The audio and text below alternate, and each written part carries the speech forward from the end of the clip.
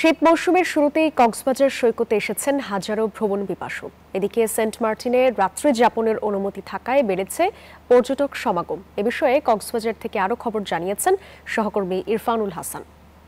দেশ জুড়ে শীতের আমেজ বইছে, আর কক্সবাজার সমুদ্র সৈকতে ছুটির দিনকে কেন্দ্র করে পর্যটকদের আগমন অব্যাহত রয়েছে।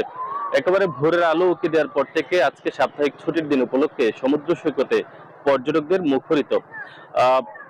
বিশেষ করে সাপ্তাহিক যে ছুটির দিনগুলোতে কক্সবাজারে পর্যটকদের মুখর থাকে।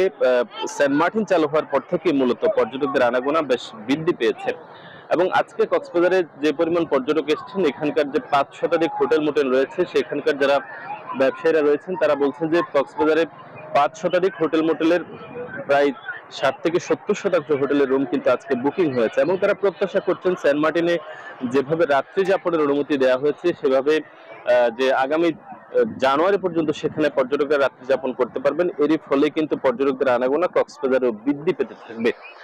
আগামীকালও সাপ্তাহিক ছুটির দিন, সব মিলিয়ে বলা যায় যে মোটামুটি ছুটির দিনকে কেন্দ্র করে পর্যটকদের যে আনাগোনা সেটি মোটামুটি বাড়তেই থাকবে। এবং আজকে আমরা এই মুহূর্তে লাবণী সৈকতে আছি। এখানে যে পরিমাণ পর্যটক রয়েছে তার পাশাপাশি সুগন্ধা এবং কলাতলী সহ সবকটি পয়েন্টে আজকে একেবারে পর্যটকের মুখর রয়েছে। পাশাপাশি সৈকতের পাশাপাশি যে সমস্ত পর্যটন কেন্দ্রগুলো রয়েছে, ইনানি, হিমছড়ি, দরিয়ানগর সহ প্রায় সবকটি পর্যটন কেন্দ্রে আজকে পর্যটকের বেশ মুখরিত অবস্থা আমরা লক্ষ্য করেছি। এবং আসন্ন ১৬ই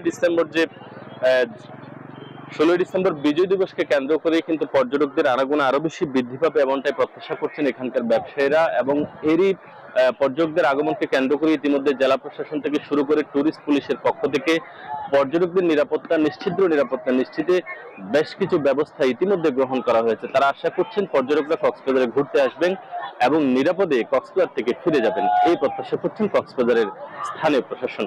এই ছিল কক্সবাজার সমুদ্র সৈকত থেকে সবশেষ খবরাখবর।